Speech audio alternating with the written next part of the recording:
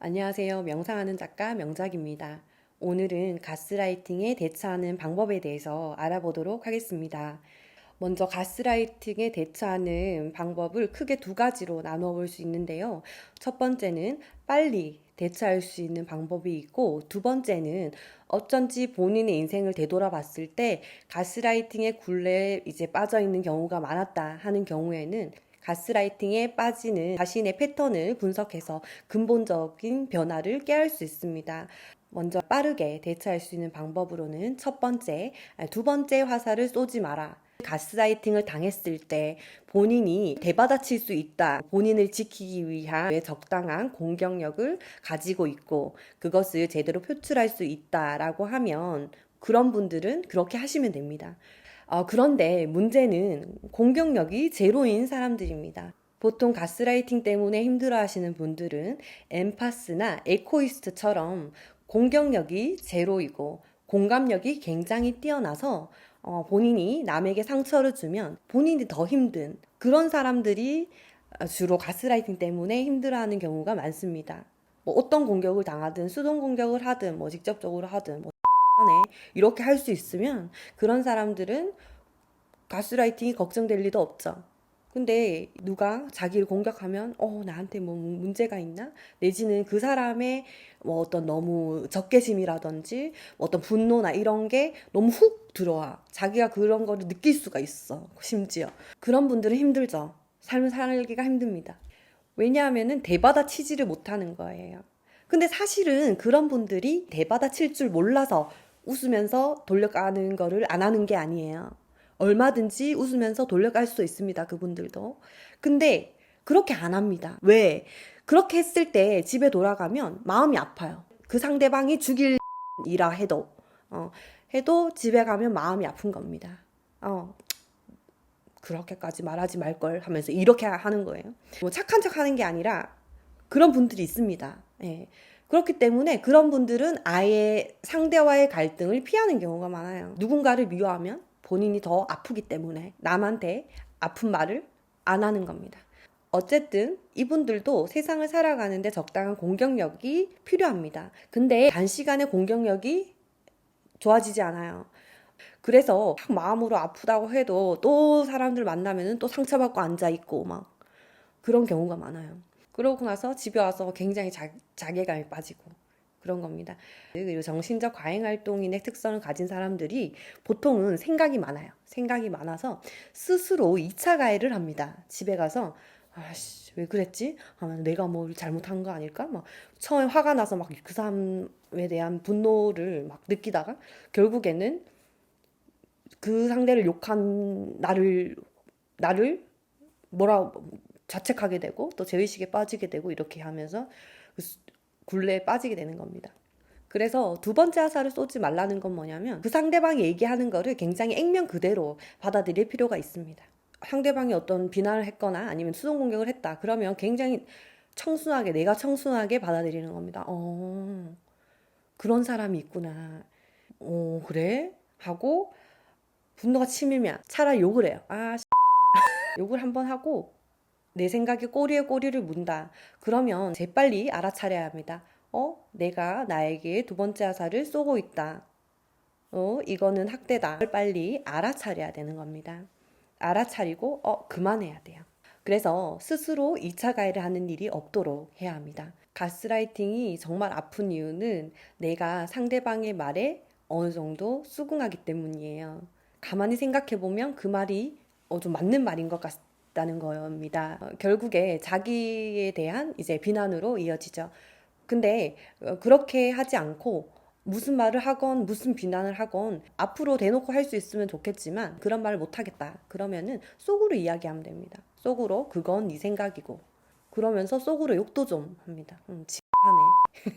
그건 네 생각이고 라고 계속 무한 반복하는 거예요. 그건 네 생각이고 주문처럼 만트라처럼 생각하는 겁니다.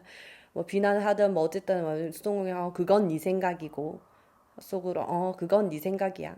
나는 그렇게 생각하지 않는다라는 겁니다. 최소한 내가 나의 편에 섰을 때 나는 그렇게까지 힘들진 않아요. 두 번째, 일기 쓰기. 가스라이팅 자극이 들어옵니다. 상처가 되는 말이라든지 여러 가지 자극이 들어오죠. 그렇게 할 때 우리는 보통 자동 반응을 합니다. 나를 수치스럽게 하는 말들, 나에게 상처를 주는 말들, 그 너무 내가 마음이 아파서 뭐 이렇게 인식하기가 어렵고 자동 반응이 나가게 되는데, 자동 반응이 나갔을 때 뭐가 뭔지도 모르고 내가 화를 내게 된다든지 굉장히 당혹스러워진다든지 하는 경우가 있습니다. 그럴 때 집에 와서 그 상황을 글로 써보는 겁니다. 그 일기, 감정 노트를 쓰는데 어떻게 쓰냐? 본인이 화가 난 상황을 글로 씁니다. 여기서 중요한 것은 본인의 감정에 대한 판단을 내리면 안 된다는 겁니다. 판단 없이 굉장히, 그러니까 자네가 끼어들 틈이 없이 굉장히 빠르게 자신의 감정을 써내려 갑니다. 계속 반복해서 말씀드렸던 것이, 감정은 내가 아니기 때문에 그 어떤 미친 감정이 일어난다 해도 이 감정을 느껴줌으로써 감정을 흘려보낼 수 있다라고 얘기했죠. 그렇기 때문에 그 감정을 그대로 느껴주는 것이 굉장히 중요합니다. 날것의 그 감정. 예를 들어 이런 쌍욕을 쓴다든지 그런 걸 계속 반복해도 됩니다. 자네의 판단을 거치지 않은 날것의 감정을 계속 써내려 가다 보면 내 안에 억압돼 있던 분노라든지 이런 수치심이라든지 하는 그런 감정들이 좀 이렇게 흘러감으로써 상황이 제대로 보이는 경우가 많아요. 아, 내가 이것 때문에 상처를 받았었구나. 아, 이 사람이 나한테 이렇게 했기 때문에 내가 기분이 나빴었던 거구나. 이해를 할 수 있게 됩니다. 이해를 할 수 있게 되면 상대가 나에게 어떤 식으로 공격을 가했다, 이것을 볼 수가 있게 되는 거예요. 이것을 알게 되면 그 상대의 공격에 정신없이 자동 반응하지 않고 대처할 수 있게 되는 겁니다. 세 번째, 팩트로 이야기하라. 상대의 가스라이팅이 두세 번 정도 반복이 됐을 때 이 내용을 상대에게 물을 수가 있게 되는 겁니다. 이것을 물을 때 화가 나서 확 너 왜 그렇게 얘기하면서 막 정신을 잃으면서 얘기하는 게 아니라 팩트를 가지고 이야기하는 겁니다. 예를 들어서 지난번 이렇게 나에게 이야기하고 또 다른 날에는 이렇게 나에게 이야기를 했었잖아. 그것은 무슨 의미야? 라고 물어보는 겁니다. 또 그렇게 이야기하면 기분 나쁠 수가 있을 것 같아. 일반적으로 그런 이야기는 잘 하지 않잖아. 물어보는 겁니다. 그때 중요한 포인트는 내가 정말 궁금한 마음으로 상대에게 질문을 해야 합니다. 그러면 상대는 자신의 행동을 되돌아보게 되고 당황하게 되죠. 그 상대는 앞으로 여러분을 대할 때 주의해서 대할 수밖에 없습니다. 감정적으로 대하게 될 때는 상대방에게 과민하다, 예민하다 라는 식으로 논점을 흐리거나 오히려 역으로 뒤집어 씌움을 당한다든지 하는 경우가 있습니다. 그렇기 때문에 항상 팩트에 기반해서 상대에게 질문을 던져야 한다라고 이야기할 수 있겠습니다. 스스로에게도 상처가 되지 않고 상대에게도 상처가 되지 않기 때문에 한 번쯤 시도해 볼 만하다고 하겠습니다. 그리고 네 번째는 다소 극단적인 방법이긴 합니다만 굉장히 효과적인 방법입니다. 네 번째, 정신병자구나 라고 생각하는 겁니다. 보통은 어떻게 저런 말을 나에게 할 수 있을까라는 생각으로 상처를 받는 경우가 많아요. 근데 상대가 정신이 조금 아픈 사람이다라고 생각을 하고 마음적으로 굉장히 상처가 많은 사람이다라고 생각을 하는 겁니다. 그래서 어쩔 수 없는 사람이다, 약간 아픈 사람이다라고 생각을 하면 연민이 생기면서 상처를 덜 받게 되는 것 같습니다. 다섯 번째, 의미 있는 고통으로의 전환. 공자가 이런 말을 했어요. 궁하면 통하고 통하면 변화한다, 뭐 이런 얘기를 했었는데 나의 지금의 고통을 어떤 의미 있는 고통으로 생각을 하는 겁니다. 역경이라든지 힘든 일을 겪게 되면 내가 좀 더 변화할 수 있다라고 얘기를 한 건데요. 맹자도 이야기했죠. 하늘이 사람을 쓰기 위해서는 뭐 그 뼈를 깎고 뭐 그 살을 뭐 깎고 하는 그런 내용이 있는데,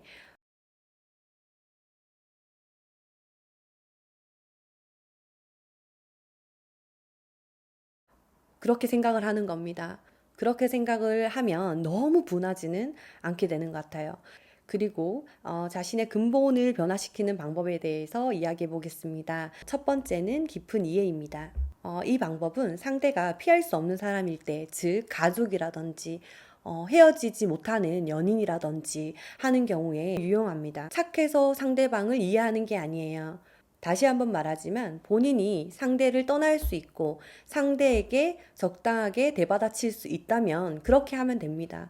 그런데 만약 그렇게 하지 못하는 사람인 경우에 상대를 미워하는 것보다 상대를 이해해버리는 게 오히려 쉬운 방법이 될 수 있다라고 하는 겁니다. 상대의 어린 시절을 알아보는 겁니다. 우리가 알아야 할 굉장히 슬픈 사실은 상처를 받은 피해자가 잔인한 가해자가 될 수 있다라고 하는 겁니다.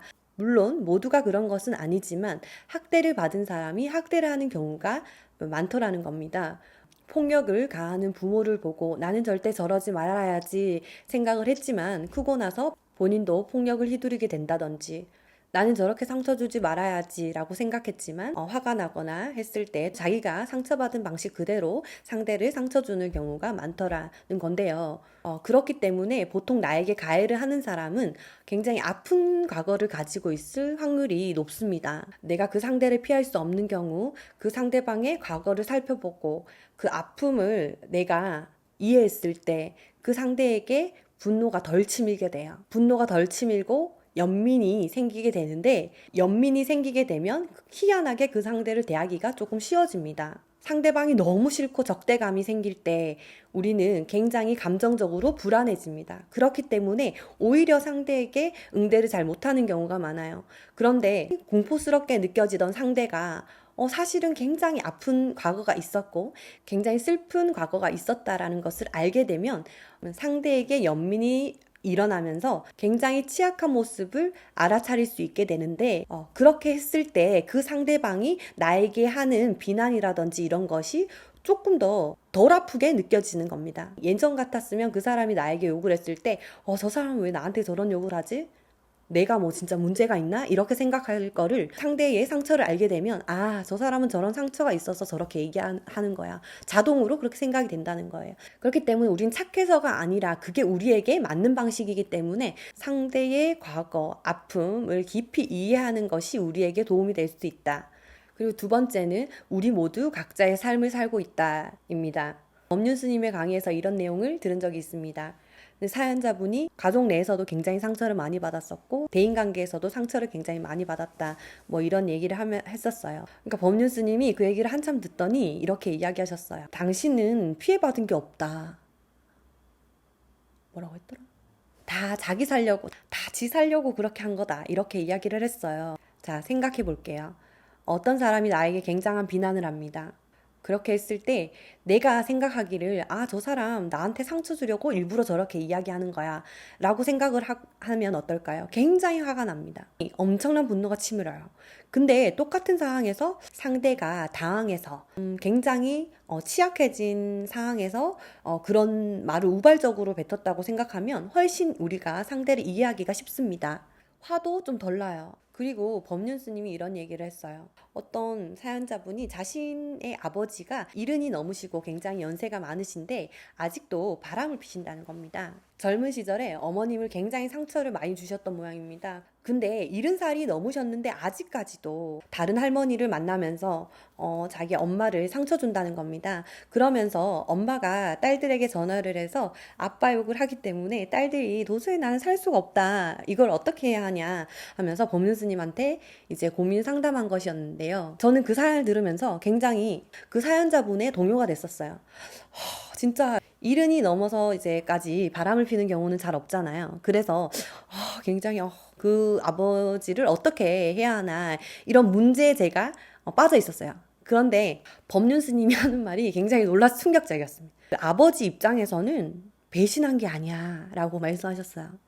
딸들도 그 엄마의 잔소리가 머리 아픈데 같이 사는 그 아빠는 어떻겠냐 그러면서 사연자한테 맨날 앓는 소리하고 화를 내고 잔소리하는 엄마랑 있고 싶겠어요? 아니면 노인정에 사근사근하게 웃고 예쁘게 이제 말하는 그런 할머니가 좋겠어요? 라고 물었어요.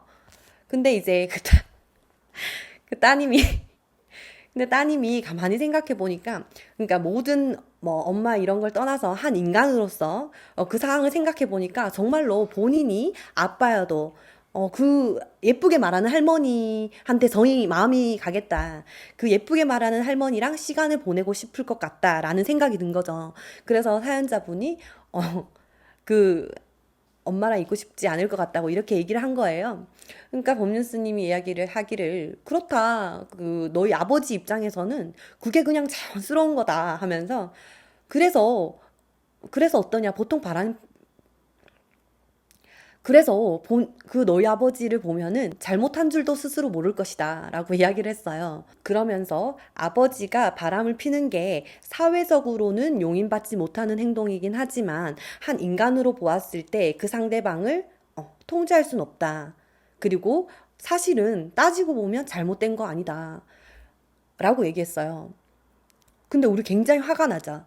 굉장히 화가 나고 당황스럽습니다. 당황스러웠는데 가만히 생각해 보니까 그 말이 맞는 겁니다. 그러면서 뭐라고 말씀을 하셨냐면 그 어머님은 본인의 인생을 돌봐야 된다는 겁니다. 그러니까 한 50년 넘게, 60년 넘게 남편이 변하지 않는다. 남편이 항상 그렇게 했다. 그러면은 어머님이 계속해서 50년, 60년 그 남편을 욕하면서 살 것이 아니고 내 인생을 어떻게 기분 좋게 할 수 있을까를 생각해야 된다는 겁니다. 그것이 자신의 인생을 책임지는 방식이고 자신의 삶의 주인이 되는 방식이라고 이렇게 말씀을 하셨어요. 그래서 여기서 우리가 배울 수 있는 것은 내가 아닌 타인의 인생은 우리가 통제할 수가 없다.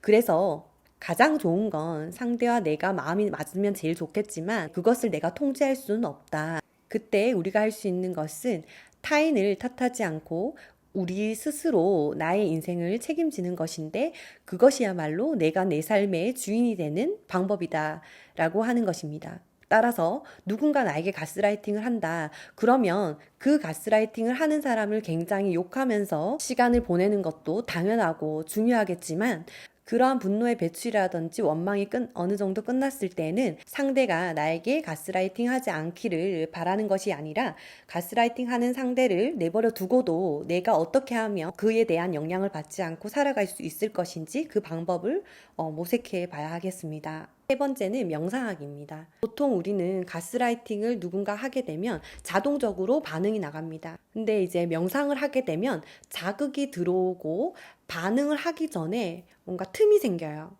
누군가가 나를 기분 나쁘게 하면 자동으로 화를 왈칵 냅니다. 분노에 휩싸여서 굉장히 상대에게 집에서도 계속 화를 냅니다. 곱씹으면서 화가 나고 자극이 들어오면 억울해지면 화를 내게 됩니다. 분노를 쏟게 되죠. 분노를 쏟고 나면 또 미안해져요. 그러면 죄의식에 빠지게 되고 죄의식에 빠지게 되면 또 자책을 하게 됩니다. 그것이 끊임없는 수레바퀴를 이루면서 내 인생을 잠식하는 겁니다. 그게 몇 번 반복이 되면 건강한 자아상이 생길 수가 없겠죠.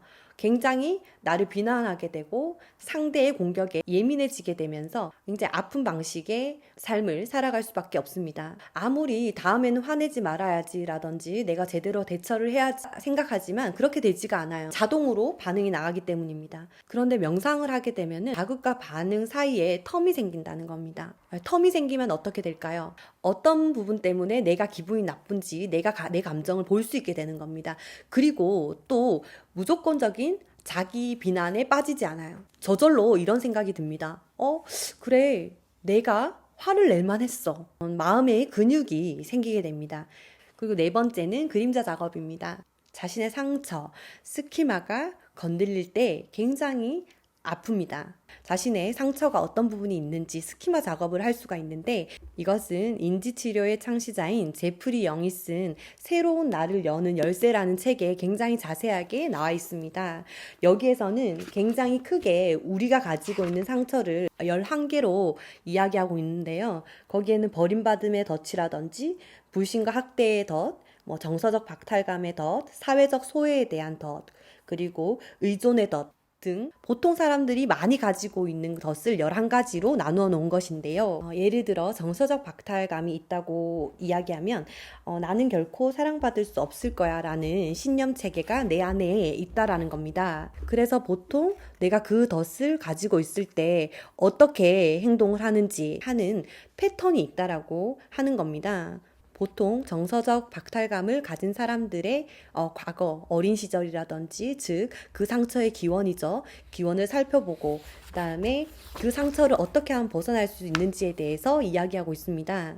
우리가 나의 상처에 대해서 좀 더 알고 인식함으로써 내가 스스로를 이해할 수 있게 되는 것이고, 내가 내 내면을 이해하다 보니까 내가 그 상처를 무조건 억누르는 것이 아니라 그 상처를 스스로 좀 볼 수 있게 되는 것이고, 종래에는 그 상처를 스스로 치유할 수 있게 도와주는 것입니다. 그래서 그 상처가 치유가 된다면 그 상처에서 온전히 해방이 될 수 있게 되는 겁니다. 뭐가 뭔지도 모르고 굉장히 화가 났던 부분이 내가 살펴보니까 거기에 내 상처가 있었구나 라는 걸 깨달을 때, 상대가 공격을 해와도 그래, 난 그거 잘 못해.